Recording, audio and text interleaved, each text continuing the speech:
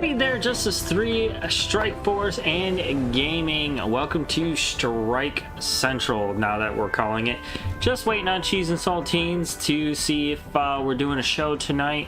Might be having a little bit of trouble getting online tonight, and I haven't seen him just yet. He's usually on doing his Marvel Strike Force thing by now, but until then, you know, we'll keep playing up until about 8 o'clock, which is the end of the show. And hopefully you can follow and have a good time. If you followed already, thank you so much for joining me on here on my channel on Justice 3 Gaming. If you ever want to see my old gaming or even old games or anything Marvel Strike Force, you can join me on YouTube for Justice 3 Strike Force for just Marvel Strike Force gaming. You know, I do things like showing you new offers, testing teams, things like that. Or you could join me on my Justice 3 Gaming channel, where I put pretty much everything that's gaming related other than Marvel Strike Force there, and you can watch me being a big old dummy. Don't forget to like and subscribe while you're at it, and turn on that notifications bell so you know whenever I'm uploading any brand new content. If you want to subscribe, it's always on the left hand side of the screen or down in the link in the description below. So until we see Cheese and Saltine show up, I'll go ahead and I will be playing a little bit of Marvel Strike Force for a little bit. Who knows, maybe something else. Maybe I'll switch up the games, because I don't think there's that much to do, honestly. I plan on this time to talk about anything Marvel Strike Force. So how about we go to the blog for Marvel Strike Force and see if there's anything brand new that we can check out. New Moon Rising, that was on March 6th. That might be a decent run of something to talk about tonight. New Moon, Eternal Night Orb, Crescent Crescendo Milestone. New Moon Milestone, score points by opening Eternal Night Orbs to earn Moonshine. So he is going to be a milestone character, the new milestone character. Okay. Mojo Mayhem, a lot of different upgrades, if you want to call them that, to RTA. Scarlet Witch calendar, bonus events. Strike Time episode should be coming up soon, an actual Strike Time episode, not the show that we've been calling Strike Time. Mostly so we can avoid any kind of trouble with those guys that are actually doing it, along with Cerebro.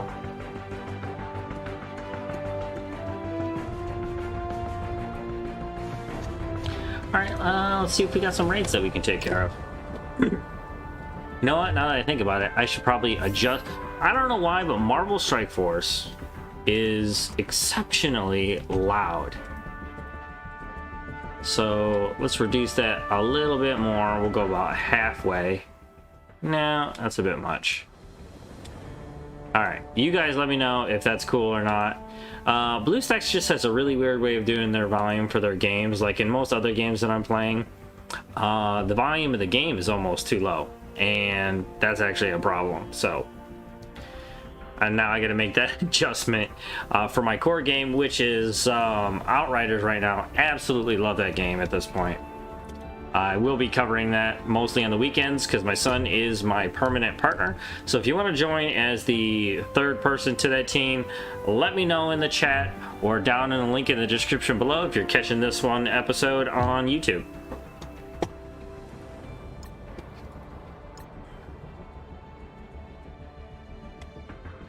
Oh, looks like we got another beta that we can get done. Bio or tech. We'll go ahead and throw in my symbiotes. They're the most efficient raid choice. They are a surgical team, but for two areas, Dark Dimension and raids. They're not nearly as good as the Astonishing X-Men, but they are there. What up, Cheese? You doing okay, man? I'm on your voice channel on your server. Unless you're like at work or something and you're stuck there, just let me know in the chat.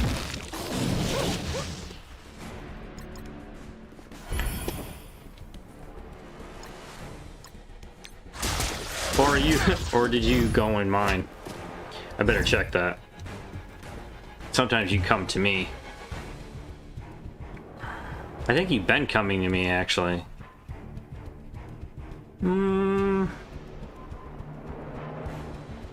Looking on my server. There we are. Oh, there you are. I'll get off of yours and I'll join mine. Bink. End that one. And then join up with you online. Yeah, we just got to screw around and... Bam! There we are.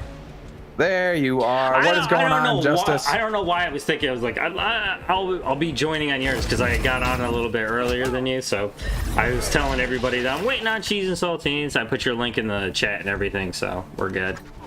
Yeah, that makes sense because I always join yours, but I can totally see that. Okay, well, how's it going, everybody? So I know that we're a little bit late to the game, but we are joined with Justice 3 Gaming for another week of Strike Central.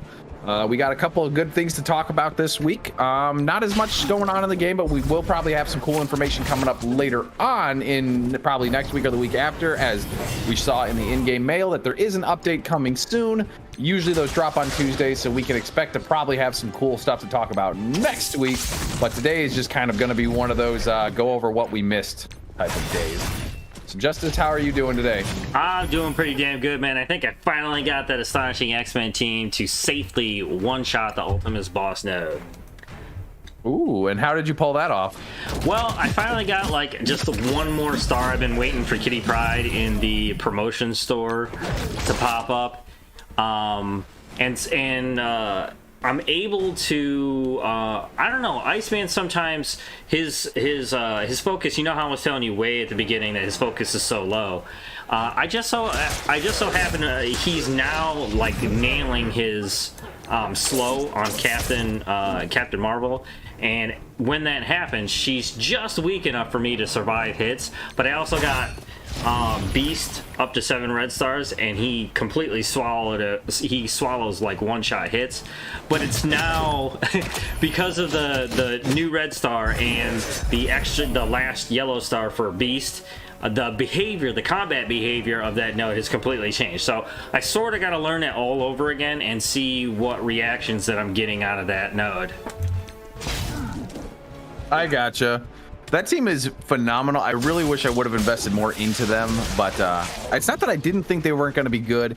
I just simply I think you were telling me like you were just kind of thrown by the Skilletary so much that you weren't sure about doing the Astonishing X-Men.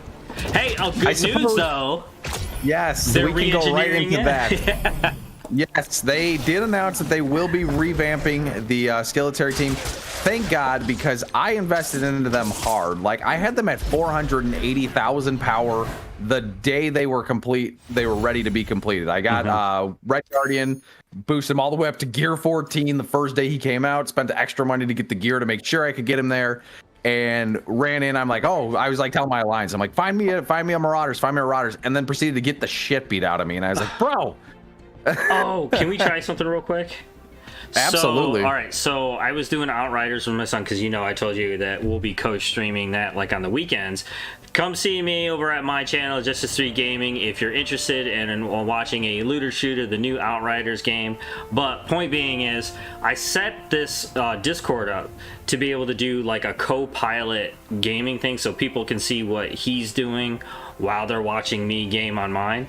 So if you could share your screen in the chat right now, I think I could use the same screen that I made for us in the on my channel, and you could see yourself in there probably. Jared, how? If you go into the channel, there's just one that says screen, and then when you put your cursor over it, it'll say share your screen. You just click on that and you'll be streaming from Discord. And what I did is I cropped out a window to watch that stream. And that's in your Outriders one? No, the live stream that we're in right now. Any voice channel can do it. Oh, okay. You see the buttons for video and screen? Share your screen. And it'll pop up all our windows. and then if you just share your screen, you'll be able to choose the screen that you want to share, and you'll probably just share your video screen, your cam screen, if there's one there. If there's not, don't worry about it. We'll figure it out some other time. Okay. I think I got it. And then I should see it. Oh, why don't I see you? I'm in that little like corner, right there-ish. Oh, well, what I have to do? Wait, is it working? I think I know what you're saying. Okay. So that's my screen share, but what I could do is stop that, and I could. No, that's not working because it's going to try and find. Let's try that. And then on the Discord, oh, there it is. I see it. Probably won't let me due to the fact that I have that. All right, let me try one last thing. I can probably webcam you with my other webcam because I actually had webcam issues the other day. Come on now. If that works, I can actually we can figure out how to put that screen there. Don't worry about it, man. We'll get back to Marvel Strike Force. Okay, well I can at least share that with you once it loads. Anyway, yeah, so Skeletor is going to be getting an update. Very excited about that because I need an excuse to actually utilize that team. Unfortunately, though, something I'm not thrilled about is the fact that, I'm not unhappy that they're adding Black Widow to that team, or at least making her usable in the team. Whoa, what? You didn't read that? Okay. Let me go find it really quickly. Oh, there you are. I see your screen now. My co-pilot, everybody, Cheese and Saltine screen. Ooh. Oh, okay. I understand exactly what you mean. There is a way to do it. Oh, wait. But I don't remember how. You got... I see myself. I'm like, ooh, this is a mirror effect. So, we have, let's see, character progression, training modules. We're not talking about that just yet. Skill military characters. Some characters that invested significant resources into characters with the skill military traits have provided feedback that the team isn't quite meeting their expectations. While this team can challenge any other squad at an equal power level, we've seen that they haven't been winning as many battles as we intended. That's bullshit, but the whatever. Combat designers are now taking a second pass. I think that people are mostly just pissed they were not able to beat the Marauders, and I think even more so because if they had just slightly more speed, they would be able to dominate mercenary teams, but most of them take their turn after Taskmaster is able to blind all of them. Mm-hmm. So because they would absolutely shred the mercenaries if they weren't blinded. All they need to do is do like an on-spawn speed bar bonus. That's all. That's it. Yeah, because if you give them if you allow Punisher especially to go before Taskmaster, that team will basically get eaten up. The problem is that right now they get blinded before the two biggest damage dealers, Punisher and what's his name, and Killmonger, get to do anything. Yeah. And by that time, the ass whooping's already commenced. So yeah, a little bit of a problem with the speed. I mean, speed bar to the core mechanics in the game. If you're going to make a surgical team, what I call surgical team that I've been talking about in the last few shows, those are the specific teams made for a specific mode. They should be a dominating force for anybody that chooses to invest in them. Yep. And Skeletor was not it. It was another Wakanda, and they should have learned their lesson before. And the combat team, if that's what they're fucking calling it, okay, which is the stupid ass committee who has to argue with the person with the money, but that's a whole nother issue.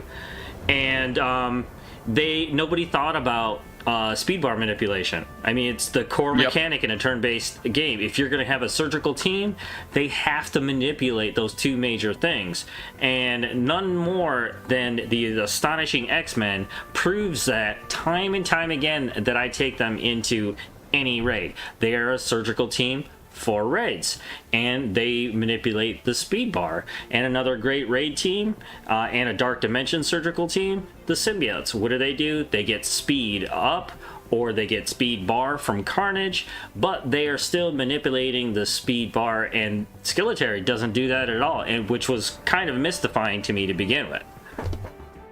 Yeah. Yeah, so I think that, okay, so here's the next part of that. Additionally, we will be adding the military trait to Black Widow, so she will be another character you have the option of swapping in. We anticipate these changes going live in version 5.3. Now, there's a very real chance that they don't do anything with Black Widow that, like, any additional benefit. They might just be like, here's the military tag, and then nobody's ever going to use her. But I wouldn't be surprised if they go the route of trying to get her on that team, since it'll just allow her to mesh a little bit better with the movie coming out. Well, and it'll possibly give us originally I expected her to switch off the Avengers into that team because of the movie, you know, because that's literally her team, you know, with Red Guardian and her sister and everything. Just, it's supposed to be like that. But when you do that, now you have another Wave 1 Avengers problem. You know, and so you gotta treat that way. Otherwise, you know, that falls apart. And now the characters that started the entire thing, the origin characters, are now left in the dust for like the 5th time now. And I just got them to where I absolutely love them on defense with Thor. I've been seeing that quite a bit. People taking Thor off of the Asgardians and putting, usually I see a lot of Drax. Yeah. And I don't remember who else there is, but Drax tends to be one of the big ones. It's just that taunt ping pong between Captain America and Hulk, which makes Thor so dangerous on that team. And you just can't get past it. And then when you compare them to how Asgard works, and you know, they're a beautiful defense team, and you never want to change that team until, let's say, your collection reaches about 10 or 11 million, because you're compromising your attack team's effectiveness in war by doing that. So you really need the roster before you decide to start mix and matching characters, which is driving me crazy between some of the other content creators that are much larger than us. And it's just they're creating clickbait. I'm going, oh, you should switch out this character to get more defense wins. Well, yeah, now you've compromised 2 major attack teams that beginning players or mid-level players need. And now they think this is law. Right. You know, that's a maneuver by veteran gamers that have been here for a very long time. Like I'm saying, 11 million or more, and now their rosters can support moving around attack players to be in defensive or defensive on attack. So yeah, as a whole, I am excited to see if they do anything with her. I don't imagine that they will change her up too much, but I am very excited to just have another good offensive team finally once they get this going on. I don't know what they're going to do. I think that you are right. All they really got to do is just do the typical, like, gain 5% speed bar for each like skeleton. You know, that's what they'll probably do with Black Widow. You know, like an on spawn, like 25% is all they would need, and they could start off the battle the way they were meant to. And they don't need to do anything else. They don't need to, you know, add extra turns or speed or anything like that, because Black Widow's already going to kind of provide that benefit to them. But if they go this route, man, my Avenger team's going to take a little bit of a hit, because I've never really worked my vision all that much. Right. And I would love to put him on the team, but now that team defensively, I have a big question mark. Because without Black Widow in there to speed those guys up, it makes their sustain a lot more, what's the word I'm looking for? Fallible? Maybe? You know, it creates a huge weak spot there, and I might have to take them out again and then switch Asgard back in.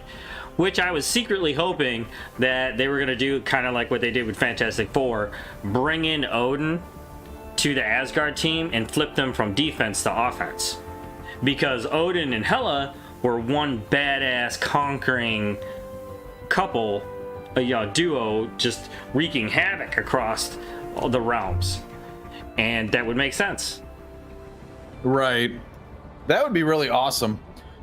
What was I gonna say? So talking about kind of maybe, so there's probably a bunch of changes in the works for the teams that are going to be for all the different teams. I heard a big rumor today. Okay, let's hear it. Is it about a new character? New Wakandan.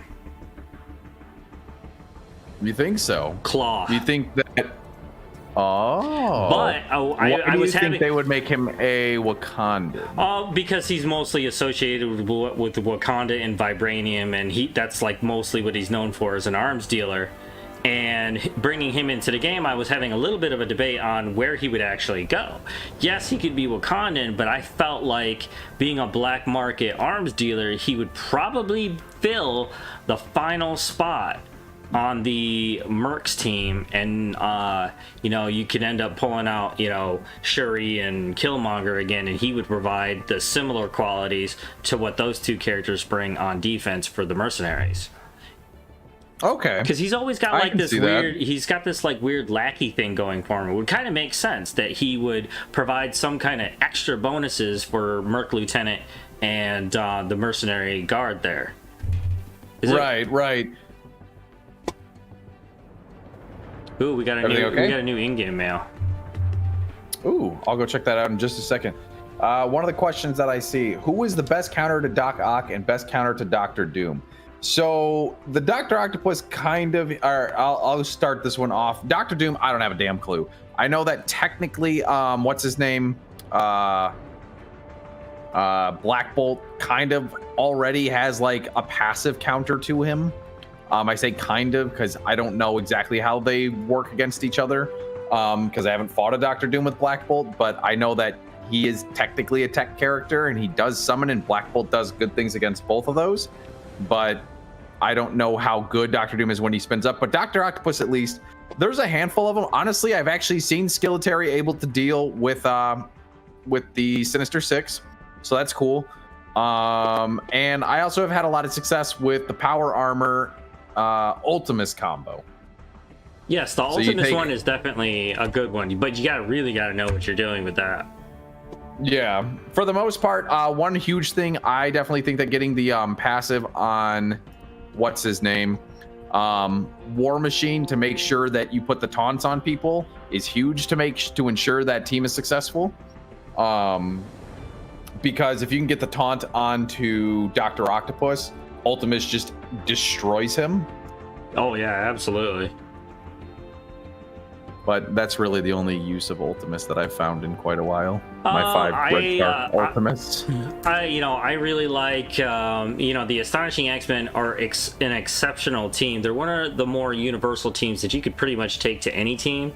But what I have found in my little experiment this weekend, I should tell you about. So I decided that I wanted to test out, and I did record this, and I'll post it on Justice 3 Strike Force. But I wanted to see how fast I could take the Astonishing X-Men, put them through RTA, and see how fast I can get through that 225 knockout. And so it lasted about 47 minutes or so. Guess what their win rate was? What was it? 100%. Damn. Full auto. I didn't touch a single damn thing. I thought I was going to have a problem with, I did fight a couple Dr. Dooms, I think, and I thought it was going to be a problem. However, what I did learn, what I have been catching on to since I've been playing them in raids, is that the Astonishing X-Men fucking love summoners, okay?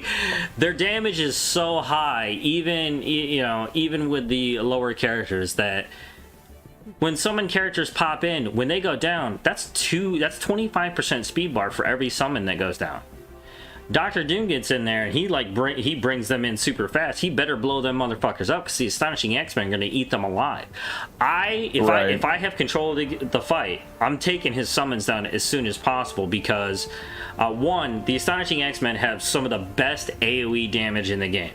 So even if someone's got taunt, there's a very good chance you're getting speed bar because that Doom bot is going to be somewhere around that area.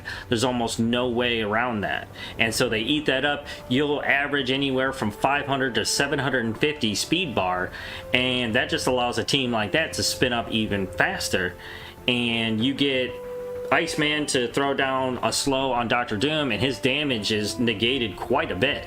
And that doesn't even include Kitty Pryde's offense down. Now, the way that I have my Astonishing X-Men set up is probably why I'm more successful than most Astonishing X-Men teams are, because I have Jubilee, Kitty Pryde, and Iceman on a skirmisher to upgrade their focus.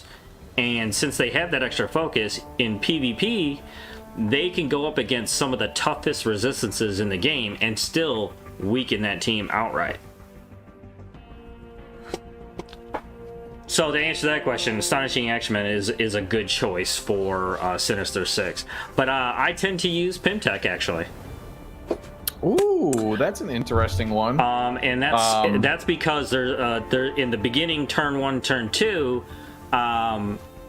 I go directly after Doc Ock. You know, Ghost ends up, you know, using her special. She can weaken him down, also stealing his speed bar. But if you set them up correctly, of course you're going to be getting that vulnerability. Takes more of his speed bar. Doc Ock will create his summons, but that is almost a mistake on his part because Yellow Jacket comes right over top.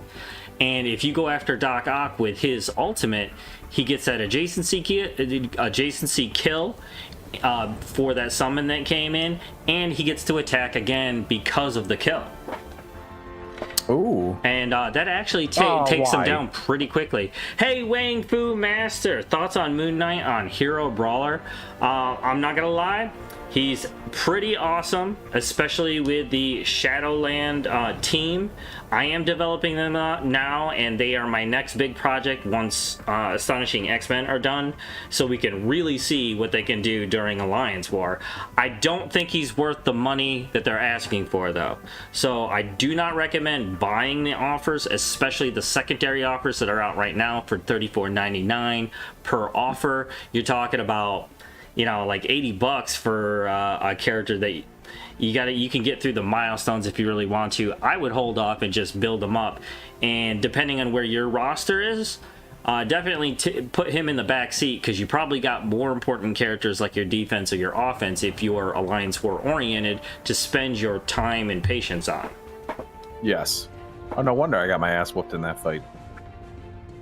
580 to 297. That sounds about right. Good old real-time arena. I can't wait to see that RTA video. It was incredible. I was in that fuck it mood, you know, just auto. Let's see where this drops and who the Astonishing X-Men has problems with. I will officially crown them right now RTA Kings. They are the absolute best in RTA. You want to get those knockouts out, that's your team. Yeah, in a fair matchup, they beat anybody. Like, if they're not going up against people that are like 500,000 power, and like, okay, so mine are 290 are like 280 something. As long as I don't fight like a 200 or like a 500,000 power team, they basically win. And as long as the team that they're punching up against, if they're like 300,000 power, isn't also them, they basically win. Yeah, like I'm almost at the point where I can start experimenting with what people would consider a top tier Astonishing X-Men team. I'm almost there. I need to max out their T4s, but their class 5s are all set. They're all level 80. I want to get a minimum of gear tier 14, and then I'm going to start hitting the big teams, even with punch-ups, because with a full power load, I believe the Astonishing X-Men can give just about anybody a run for their money. Yo, I like your background, by the way. I love it. Oh, my new setup? Yeah. Thank you. I haven't set them up yet because of the big move. I don't know if I told you that or not, but I moved into a new house like in December. It was just like one of those things where we're living in this shitty little 800 square foot apartment, and somebody was doing like this whole house with like this football field size yard for less than I was paying for my apartment. And I was like, you know what? Sounds about right. I was like, let's go. I went over there. I started signing leases and shit, and everything's like a jumble. So even the schedule for, you know, videos and streaming and stuff has gotten completely thrown out of whack. But I got those, the lights, it'll even time with, they're like glowing, and they time with music and things, like all that crazy shit. Ooh, like all the fanciness. Yes, I do like this Star Trek energy scheme in the background usually, because it's slow and it doesn't blink a lot and it won't be too distracting. Okay, but that's not Marvel Strike Force. You guys don't want to hear about that shit.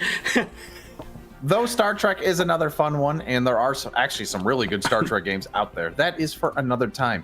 However, oddly and funny enough, the company that owns Marvel Strike Force also owns the very, very big Star Trek game. But we won't talk about that. Oh, what we will talk about though is this little tidbit. In the 2021 first half preview post, one of the new features we mentioned that we are working on is costumes. There were several questions from players wanting to know if unlocking and equipping a costume for a character would somehow enhance that character's balance or abilities. The answer to that is no. Costumes will not have a direct mechanical advantage. There is a possibility that in the future, costumes could unlock additional perks, but there are presently no plans for them to do so. The intention of the system is to allow players to customize the look of their characters freely without feeling pressured to change costumes in order to gain an edge in battle. Now, do you think that that is legit, or do you think they were just blowing smoke because they don't want people to bitch about something that they're excited to sell to us? Now, listen, I know probably more than 90% of people out there about game design, and this to reeks of A/B testing. Yes. They want to put the idea of costumes that give out additional perks and stuff to the game, and I think that would defeat the purpose of having costumes. Honestly, you already got ISO 8s and a lot of different mechanics in the game that I am actually happy with. And adding a complication like costumes, now you're alienating people's ability to customize their collection. You know, and I think it leads to a bigger and more beautiful idea that I always talk about on this show, which is giving a PC version of the game. Now, for those of you who don't know a lot about game design, skins are no more than just a new three-dimensional model or a texture to a model. Now, back in the day, it used to be just textures, you know, just changing the color or whatever. But I've seen the new costumes for this. Those are brand new geometric models along with the textures. And that could be a flag for a PC equivalent of this game to translate your collection to that, instead of everybody using BlueStacks, which can be problematic at times. I think that would be a big move on their part, also for two reasons. One, better frame rate, awesome looking characters. I would love it as a content creator. But secondly, it would eliminate a ton of cheating that they just can't stop using BlueStacks, up to and including file sharing. I know you're on Dark Dimension 4, but which Dark Dimension was the hardest? So Dark Dimension 4 is definitely harder than any of them, but I will say that was one of the questions that I got asked. I will say though, preparation wise, Dark Dimension 3 was way shittier. That's the best way to put it, because Dark Dimension, the beauty of Dark Dimension 4 is your ability to prepare. Yes, and there's teams for everything now. There's a city team. The legendary characters are just good anyway. There's now a global team, and for the most part, most of the best characters in the game are cosmic. So you really have answers for all of the nodes that you have to deal with. Versus in Dark Dimension 3, when they first threw that at me, or at us, they didn't have a global team. You just had to basically hope your Phoenix did stuff. Like, because even Emma Frost wasn't out back then. Those global nodes, I still have nightmares about those. Yes. To kind of put it in perspective, so Dark Dimension 4 took a little bit of time for people to get into, and the reason why is because the grind to level 80 is really what was holding people back. But once people got into it, it took, Remenex Shakes It or whatever it is, like, it took him like a month. And for the most part, he was kind of like cruising every day. The problem was the grind to get characters ready. Dark Dimension 3 took that guy like a month, and he literally was throwing money at it. Like, this guy was doing like 3 million damage a day, and those nodes have like 70 million damage on it. And that was him taking like 4 or 5 shots a day at it. He was doing like 3 million total. And the reason why is because there just was not any way to prepare for it. So the preparation for Dark Dimension 4 is significantly worse than the preparation for Dark Dimension 3. But the ability to actually have teams that can deal with the problems you'll see in Dark Dimension 4 makes it the easier, in my opinion, easier. It's harder to get the characters there, but once you get them there, it's a much easier. What we have to work with now, like let's just say they don't release another character for a year. You can feasibly beat Dark Dimension 4 at some point with a lot of work and grinding. But when Dark Dimension 3 first released, if they didn't release another character for a year, you just were gonna have to hope your Black Widow got her special off 87 times in a row. Oh yeah. That was all you could do. It was so Dark Dimension 3 was by far one of the least fun experiences in this entire game. Most fun, I will actually say, was Dark Dimension 2. Because it was just kind of funny to watch your team never die. Like, it kind of was a pain in the ass to sit there for 30 minutes on auto, but it was also kind of funny to just watch Star-Lord and Minerva beat the living shit out of everything they touched. Oh man, I wasn't that lucky. I mean, here's the thing, like Minerva, around Minerva's time is when I started getting serious with content creation. So like, you know, having characters and making sure they were ready. I didn't have a plan or anything just yet, and I still don't have a seven star Minerva. Oh, really? And so I never even had her for Dark Dimension. Oh, I think Dark Dimension 2. I don't think I had her for, because she just other characters were just way better at that point. Let's see here. The question about which one's easier, Dark Dimension 4 or Dark Dimension 3? Dark Dimension 3, I think 4 is easier for a much bigger reason also, is because by the time the developers got to 3, they now sort of have a formula for the gear. So the first, when a Dark Dimension first comes out, listen, don't feel bad. It's made for content creators and people with a fuck ton of money and to create content. Okay, so their plan is to let like 90 days or more go by, see how the public feels about it, and then they release more ways to get Gear 15. Like, watch in the next 3 months up to summer, watch how easier Gear 15 gear gets. It'll be coming more often and a lot faster in larger quantities, and that doesn't even include the new stuff. It's pretty easy to start farming it in the War Store already. They made it 4 apiece. Yeah, for the ones that they are already there. started increasing, and that's pre-patch. As far as they're saying now, they're like doubling like all those kinds of numbers, and that doesn't include the usual formula of, you know, let's let these guys wiggle a little bit for like 90 days, and then we'll start getting, like right now, like Gear 14's like okay, you know, you don't really have to struggle super hard, but you still need a plan, because you don't have a plan, you're just gonna sit there for like a million years just trying to like farm stuff. Did the amount of red stars make that much of a difference on character, like the difference between 5 and 7? So yes and no, and it all depends on the star. 0 to 1, negligible. 0 to 2, negligible. 1 to 2, negligible. 0 to 3, 3 is where, at least the spot that I'm at, 3 is where the character becomes usable, but some people are in a place where 4 is usable. So you can really kind of gauge where somebody's at in the game, early game, mid game, late mid game, and end game, based kind of on which red stars are usable. And I think there's probably even going to be a 5th tier to that very shortly. But right now, kind of like early game, it doesn't really matter what red stars you have. 1, 2, 3, 4, 5, 6, 7. I mean, 7 basically makes you better than everybody else in your arena. So you get a 7 red star Nobu, you put him in arena, it doesn't matter.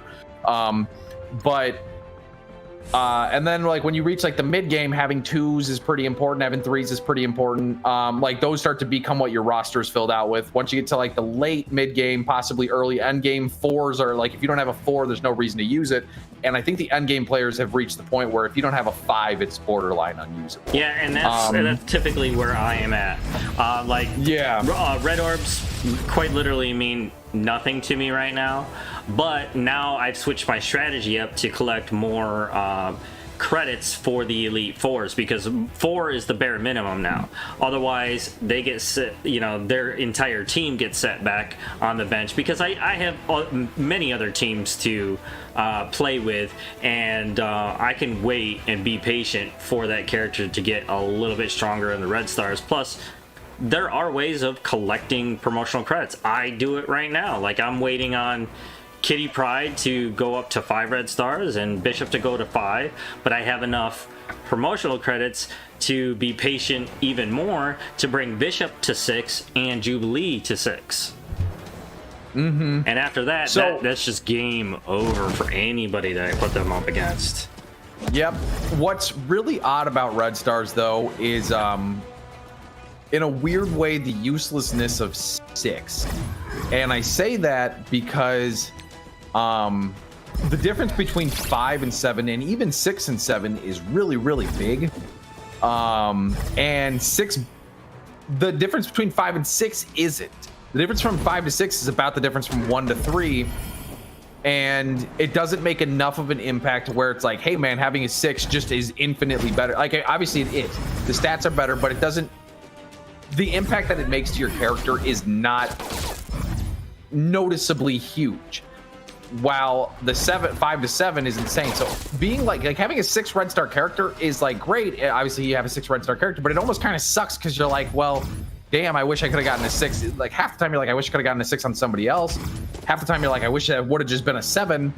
And yeah, so well, that's when you got to start making a bigger decision at that point to see that difference, because from what I can tell from my analysis of a lot of things in the game is that, yes, you're absolutely right about that difference. But the big jump is what you're going to see is from gear 14 to 15, then your character takes a big jump, because most characters, let's say for an example, you're at 113,000, which can be an average for a character that has about 4 red stars or 5 red stars. Well, once you hit, like, let's say gear 15, now you're jumping into the 130s. So it's based on a percentage, and that's where you'll see your difference, and that's end game content. So beginner, mid-level players, you know, slow your roll a little bit, be patient. Yep. What's crazy is how big of an impact gear 14 is, or gear 15 is making. I'm finally starting to get some characters up to gear 15 as I finally started Dark Dimension 4, and that power boost is absurd. The power boost from 12 to 13 felt just godly when we got to that point. And from 13 to 14 just felt absurd too. But the power boost from 14 to 15 is, dude, that's like a whole spot. Yeah, that's like going from 5 to 6 red stars is how much of a boost that made. You know, if I check my analysis here out real quick. Each Dark Dimension has a gear tier or content that correlates along with what their purpose is. So I believe this gear 15 is specifically geared towards damage and damage and HP, and those are the two big ones, because they're sort of like on a cycle. From Dark Dimension 1, I believe, was just the introduction, and then when they went to Dark Dimension 2, the focus on the enemies that you fight was the amount of HP they had. So you really had to grind out that HP bar to be able to get the win.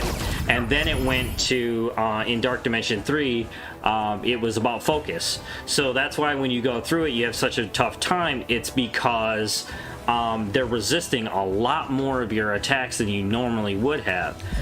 And so now it's about getting past the defenses, and so the gear 15, you're getting that extra HP for survivability, but you're also getting that extra damage. Now, don't quote me on the HP, but I do know for a fact damage for the characters is the big one, and usually in the calculations, that's your big jump, because I've noticed that when you're switching between your ISO 8s, like especially if you go Striker, you'll see just a massive jump, and you're like, what the fuck? This is a class 5 anyway, shouldn't I have like a comparable number at least? And no. Exactly. Moving on to another one that I just got. So why is Doctor Doom stronger than Ultron? Now, comic lore wise, because Doctor Doom is God. Simplest way to put it, he is the smartest person in Marvel. Some people would argue Reed Richards. I don't give a shit what they say. Some people argue Kang. Don't give a shit what they say. Doctor Doom's the smartest. And kiss my ass on that argument. He's also the backup sorcerer supreme. So he's the second best magician in the entire Marvel universe. He's the smartest person in the entire Marvel universe. He's just basically everything that you could ever ask for. He's basically Tony Stark. Also, he's got like an entire country on his side. He's got infinite amount of money. He basically is just God. I just talked my way into a clock defeat. Shit. Really? And everybody got to see that online. Look, I am a one-shot artist in Ultimate 7.5, okay? I did that because I'm a talkative idiot. So in-game wise, there's a couple of reasons. Number one, because they wanted to show the true power of Doom. Number two, the way that his kit works is really, really strong. However, once Ultron starts being able to rack up red stars, I'm not fully convinced Dr. Doom is still going to be better than him. You never know, but I'm just not fully convinced that that's the case just yet. We're going to have to see what happens once Ultron starts being able to accumulate the red star orbs. However, we are actually getting close to the end of the show, so you guys know exactly what time it is. It is spoiler time. For spoiler, WandaVision. Yes. And now we got Falcon and Winter Soldier to talk about after next week. Wang Fo Master, thank you so much for the follow. I greatly appreciate it. I hope you are having fun and enjoying the show. Make sure to stick around afterwards. I'll probably be playing a little bit longer just to kind of finish up some war stuff. However, Wang will be over. He came from me to you, and I won't be on. This is not my time. I'm in dad mode at this point of the night, and I'm on the East Coast, so I got to get pushing on that. Well, I mean, it's that, and The Flash and Superman are on now, so I gotta make sure I get there. All right, WandaVision. Very exciting stuff. We had the finale happen. Keep an eye on the social medias today. Special shout out from Cheese today if you follow him here and on at least one of his social medias. Oh, sweet. Thank you, Brie. I appreciate it. So, WandaVision. We had the finale. I'm going to be honest. I was a little let down, and I'll explain why in a minute. But I was also very happy. We finally got to see We're going to fight! Wanda. We're going to fight! Oh, you loved it? I loved it. Well, you see, that's the art student in me, though, so I got a little artsy-fartsy on this one, and I loved it because of it. But you continue. So my only issue with it, the only reason I didn't love it, is because I felt they missed a huge opportunity to show us our boy Doctor Strange. That's really it. I think that he should have made an entrance. I got the cheese card thrown at me, but I think that he should have at least made an entrance, and I was a little let down that he didn't. Positive notes, loved the Scarlet Witch outfit. It was gorgeous. Absolute perfect design. Absolutely loved the Ship of Theseus conversation that the Visions had with each other. Yes. That was tremendous. Tell you, the artist in me was absolutely thrilled at how menacing the other Vision was just with a curled lip. Like, they kind of baked it into his expression a little bit. And if you look closely, his structure is completely different. He's got a much thicker look than, our Vision from the show. The Wanda show. And so he was amazing. And I love the whole little puppy dog look he gave to, Vision when he put his head down. That's, a typical, master thing to do. I can't wait to see what they're going to do with that. I mean, that'll definitely be a season 2. No, I can't say that because can't make predictions on season 2. They weren't planning on doing a season 2 is what I had heard. That would make sense, but if they decided to, they could pull it off, but there's got to be a lot in between for that to even work. I mean, we know Wanda's going to be with Doctor Strange in a bit, working with the Multiverse of Madness. We have no idea how that's going to be affecting this Spider-Man multiverse type movie that theoretically could be happening. Everything I see, Maguire. Everything that I see with Spider-Man 3, everything is a question mark. They're really playing with the audience here, on what is happening with that movie. And I'm going to stop guessing because I was doing that all the way through WandaVision, and, in a very happy way, I was being let down in that they were giving me a twist that I didn't expect. I thought, Mephisto was going to absorb the kids' souls, or the kids age themselves up, and that's why we got that, weird, immature-looking Pietro, the Fietro. Really let down that Quicksilver's not actually in this universe anymore. I mean, so Quicksilver is specifically the issue that I had with the entire thing, was that the biggest impact of the entire season came in episode 4. That is where my big issue is, at least to me. seeing him show up as Quicksilver had me like I jumped up out of my seat. Yeah. I did not have a feeling like that for the rest of the series. Comic book fan masturbation. That's what that was.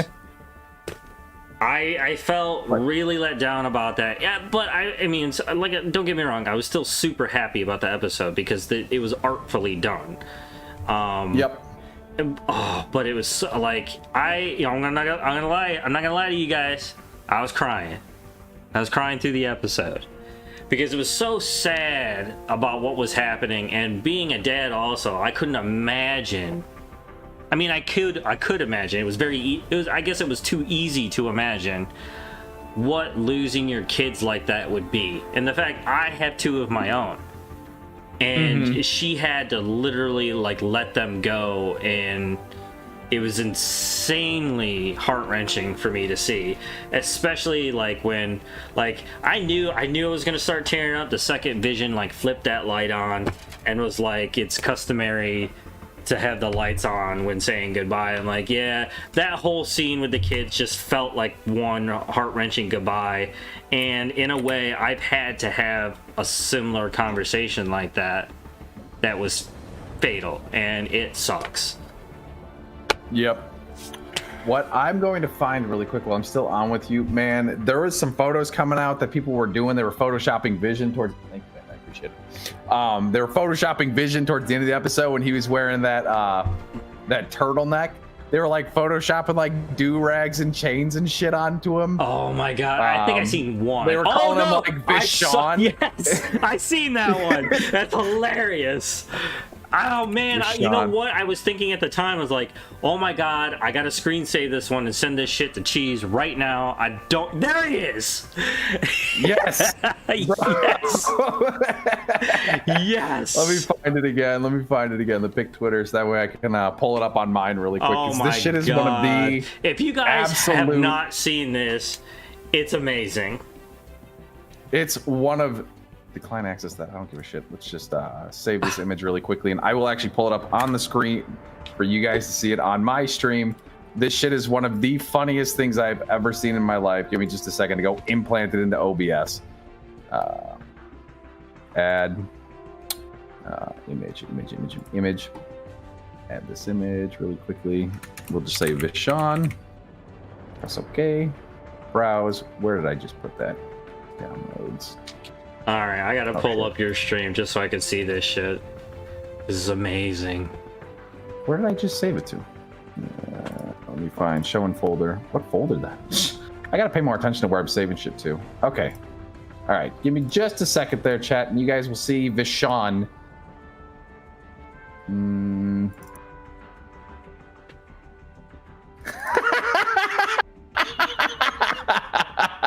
Yes. Yes. All right, Wing Fu Master, you have a great day, bud. Thank you so much for coming out. Yes, thank you a lot. Oh my god, that is amazing. That is so good. Vishon. I think it's the Vishon that really sells it, though. Like, it sounds exactly like his name with just like a 1-letter difference. Oh my god, I see. It was tremendous. Oh man, that is so good. But yeah, so we are just about at the end of the episode, so I think we'll probably just cut it a little bit early. But thank you so much, everybody who came out and joined us. We really appreciate it. Make sure to check out Justice 3 Gaming. Check out his channel. He is like, so I didn't Outriders, looter shooters are not for me. But if you are a big fan of Destiny, Borderlands, any of those types of games, Outriders is basically that on steroids. Because I at least comprehend what the game is about. It looks good for the people that are into that kind of game. So if that's your kind of thing, Justice is trying to get in at the very, very beginning of the big game that is probably going to be. And I mean, there's always that chance that for some reason absolutely. something doesn't go right, but that one looks like it's got all the right things in it to make it something that's going to be huge coming up. Oh, I think so. I mean, they're communicating really well with the community. I've already sent an envoy application for it and everything, so hopefully they let me in. But if not, I'm going to be making some awesome content for that and some great guides, because I love making guides too. They're one of the big things that I do on my Justice 3 gaming channel for YouTube. So if you're into it, check that out. Hey, I'm also looking for like a regular third member. It's a co-op game and it's crossplay, so it doesn't matter what system you're on. And I'm looking for a third regular member for the weekends from 11 a.m. to 2 p.m. in the afternoons, maybe a little bit longer, and that's Eastern Standard Time. If you are interested in that, let me know in the chat. Come on over to my channel, say what's up, or join me on my Discord. I keep screwing up my panels, so it's not down there. I will get you guys a link probably on the next show. So it doesn't release until April 1st, and I'm just kind of grinding out loot and things like that right now. But really, I'm just kind of experimenting and seeing how the game plays and mastering all my classes, which is amazing. So thanks for letting me talk about that, Cheese. Yeah, absolutely, man. All right, so Justice, you have a great rest of the night. I appreciate you coming out. Appreciate everybody who did come out and checked us out. I hope you guys have a wonderful night. Yes, have a wonderful day, guys. And always, you can catch me here around 4:30-ish after I drop my kids off at school, because I'm always playing my Marvel Strike Force anyway. So I'm doing a daily Strike Force now. Oh, sweet. And that's just because I was like, I'm already playing and my kids are doing homework and shit. What else am I gonna do? But let's put it on the stream. Oh, absolutely. All right, you guys have a good night.